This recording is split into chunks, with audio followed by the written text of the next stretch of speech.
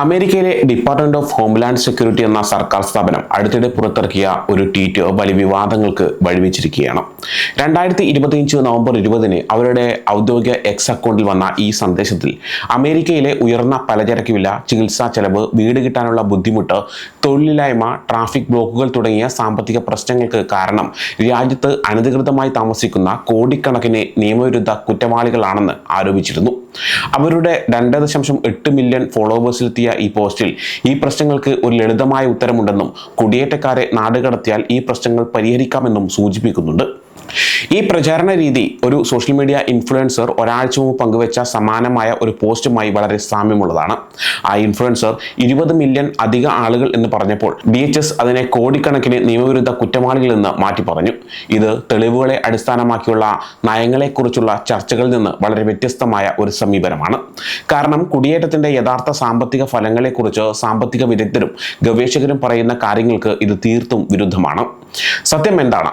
കുടിയേറ്റം വിലക്കയറ്റവും തമ്മിൽ ബന്ധമുണ്ടോ?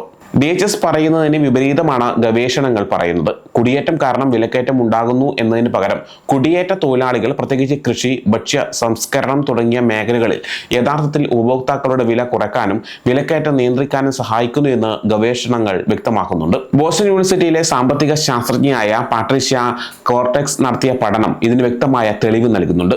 ഉപഭോക്തൃ വില സൂചികയുടെ രഹസ്യ ഡാറ്റ ഉപയോഗിച്ച് നടത്തിയ ഈ പഠനത്തിൽ കുറഞ്ഞ വൈദഗ്ധ്യമുള്ള കുടിയേറ്റ തൊഴിലാളികളുടെ എണ്ണത്തിൽ 10% വർധനവ് ഉണ്ടാകുമ്പോൾ വീട്ടുജോലികൾ, പൂന്തോട്ട നിർമ്മാണം തുടങ്ങിയ കുടിയേറ്റ തൊഴിലാളികൾ കൂടുതലായി ജോലി ചെയ്യുന്ന സേവനങ്ങളുടെ വില 2% കുറയുന്നു എന്ന് കണ്ടെത്തി. കാരണം അമേരിക്കക്കാർ നിത്യേന ഉപയോഗിക്കുന്ന ഉൽപ്പന്നങ്ങളും സേവനങ്ങളും ഉൽപ്പാദിപ്പിക്കുന്ന മേഖലകളിലെ തൊഴിലാളി ക്ഷാമം പരിഹരിക്കുന്നത് പലപ്പോഴും കുടിയേറ്റക്കാരാണ്. കൃഷി മേഖലയാണ് ഇതിന് ഏറ്റവും നല്ല ഉദാഹരണം.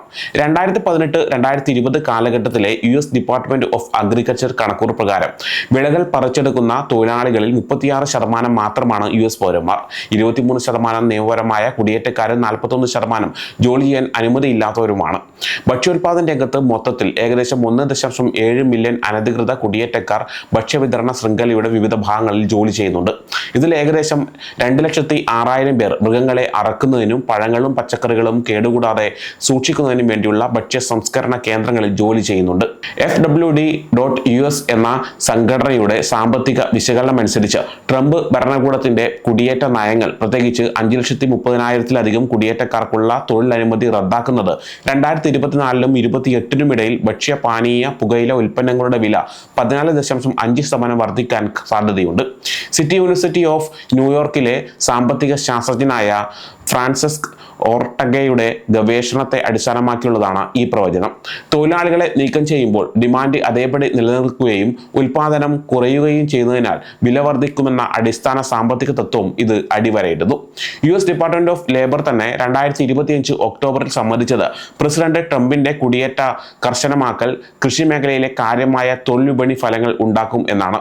അവർ മുന്നറിയിപ്പ് നൽകിയത് ഉടനടി നടപടി സ്വീകരിച്ചില്ലെങ്കിൽ കാർഷിക മേഖലയിലെ തൊഴിലുടമകൾക്ക് പ്രവർത്തനങ്ങൾ നിലനിർത്താൻ കഴിയില്ല, രാജ്യത്തിന്റെ ഭക്ഷ്യവിതരണത്തിന് ഭീഷണി ഉണ്ടാകും. കൂടാതെ കൃത്യസമയത്ത് നടപടി സ്വീകരിച്ചില്ലെങ്കിൽ കാർഷിക മേഖലയിലെ തൊഴിലുടമകൾക്ക് കടുത്ത തൊഴിലാളി ക്ഷാമം നേരിടേണ്ടി വരും. ഇത് ഭക്ഷ്യ ഉൽപാദനത്തെ തടസ്സപ്പെടുത്തുകയും US ഉപഭോക്താക്കൾക്ക്, പ്രത്യേകിച്ച് പുതിയ പഴങ്ങളും പച്ചക്കറികളും ലഭിക്കുന്നതിൽ കുറവുണ്ടാക്കുകയും വില വർദ്ധിക്കുകയും ചെയ്യും എന്നാണ്.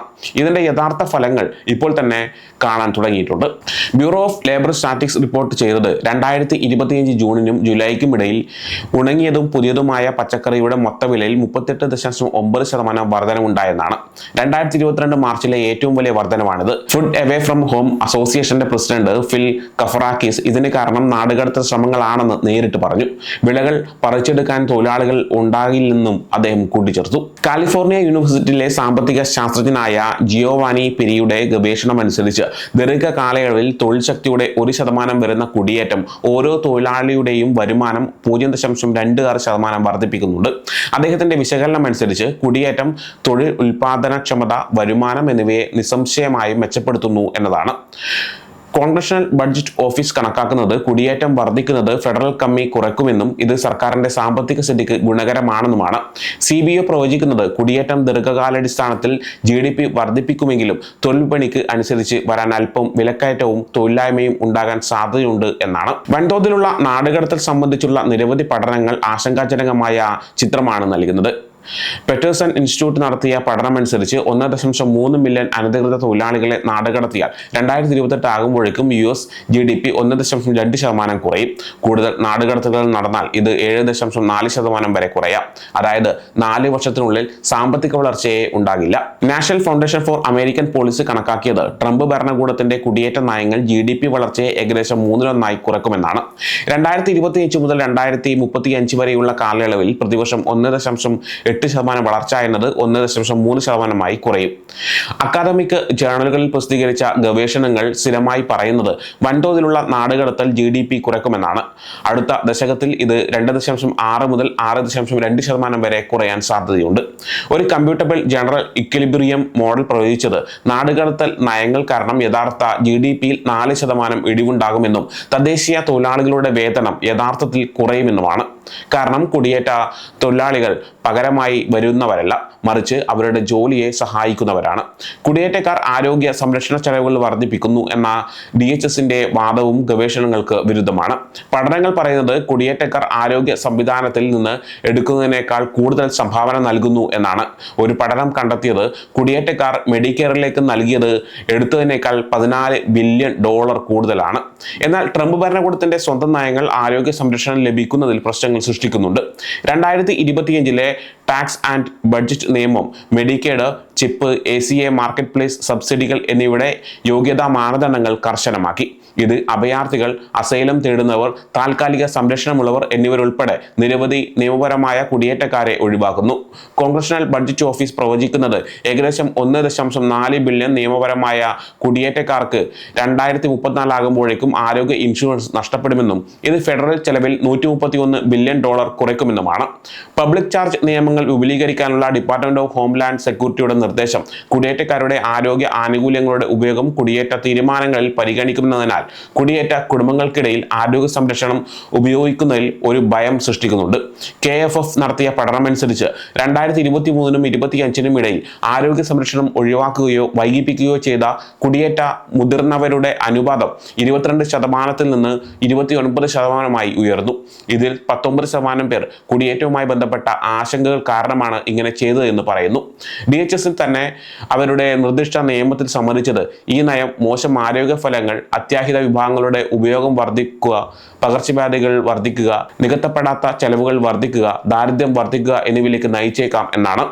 ദീർഘകാലാടിസ്ഥാനത്തിൽ കുടിയേറ്റം തദ്ദേശീയരുടെ തൊഴിൽ നിരക്ക് കുറയ്ക്കുന്നില്ലെന്ന് സാമ്പത്തിക വിദഗ്ധർ ഊന്നി പറയുന്നുണ്ട്. Federal reserve bank of Dallas കണ്ടെത്തിയത് ഉയർന്ന കുടിയേറ്റം 2022-ലും 2023-ലും പ്രതിവർഷം GDP വളർച്ചയ്ക്ക് ഏകദേശം 0.1% സംഭാവന നൽകിയെന്നാണ്. ഫെഡറൽ റിസർവ് ഗവേഷണം സൂചിപ്പിക്കുന്നത് 2025-ൽ കുടിയേറ്റം കുറയുന്നത് തൊഴിലാളികളുടെ വളർച്ചയെ ഗണ്യമായി മന്ദഗതിയിലാക്കുമെന്നും ഇത് അമേരിക്കയുടെ തൊഴിലാളികളുടെ വളർച്ച കുറഞ്ഞതോ അല്ലെങ്കിൽ ചുരുങ്ങുന്നതോ ആയ ഒരു തൊഴിലാളി ശക്തിയിലേക്ക് നയിക്കുമെന്നുമാണ്. നാഷണൽ ഫൗണ്ടേഷൻ ഫോർ അമേരിക്കൻ പോളിസിയിലെ സീനിയർ ഫെലോയും തൊഴിൽ സാമ്പത്തിക ശാസ്ത്രജ്ഞനുമായ മാർക്ക് റീഗറ്റ്സ് വിശദീകരിക്കുന്നത് ഇങ്ങനെയാണ്. ഡിമാൻഡ് ഉൽപാദനത്തെക്കാൾ വേഗത്തിൽ വളരുമ്പോഴാണ് വിലക്കയറ്റം ഉണ്ടാകുന്നത്. തൊഴിലാളികളുടെ ലഭ്യത വർദ്ധിപ്പിച്ച് ഉൽപാദനശേഷി വർദ്ധിപ്പിക്കുന്നത് വിലക്കയറ്റം നിയന്ത്രിക്കാനുള്ള ഏറ്റവും വേദനയില്ലാത്ത മാർഗമാണ്. കുടിയേറ്റക്കാരും US തൊഴിലാളികളും സാധാരണയായി ഒരേ ജോലികൾക്കായി മത്സരിക്കുന്നില്ലെന്നും പകരം കുടിയേറ്റക്കാർ തദ്ദേശീയ തൊഴിലാളികളെ ജോലിയെ സഹായിക്കുകയും അവരുടെ ഉൽപാദനക്ഷമത വർദ്ധിപ്പിക്കുകയും ചെയ്യുന്നുവെന്നും ഗവേഷണങ്ങൾ സ്ഥിരമായി കാണിക്കുന്നുണ്ട്. ഉദാഹരണത്തിന് കുറഞ്ഞ വൈദഗ്ധ്യമുള്ള കുടിയേറ്റ തൊഴിലാളികൾ US കർഷകർക്കും കരാറുകാർക്കും കരകൗശല വിദഗ്ധർക്കും കാർഷിക ഉൽപാദനം വർദ്ധിപ്പിക്കാനോ കൂടുതൽ വീടുകൾ നിർമ്മിക്കാനോ സഹായിക്കുന്നു. അതുവഴി US തൊഴിലാളികൾക്ക് തൊഴിൽ സാധ്യതകളും വരുമാനവും വർദ്ധിപ്പിക്കുന്നു. DHSന്റെ സോഷ്യൽ മീഡിയ പോസ്റ്റ് സർക്കാർ ഏജൻസികൾ സ്ഥാപിത സാമ്പത്തിക ഗവേഷണങ്ങൾക്ക് വിരുദ്ധമായ അവകാശങ്ങൾ പ്രചരിപ്പിക്കുന്ന ഒരു ആശങ്കാജനകമായ പ്രവണതയെ പ്രതിനിധീകരിക്കുന്നുണ്ട്.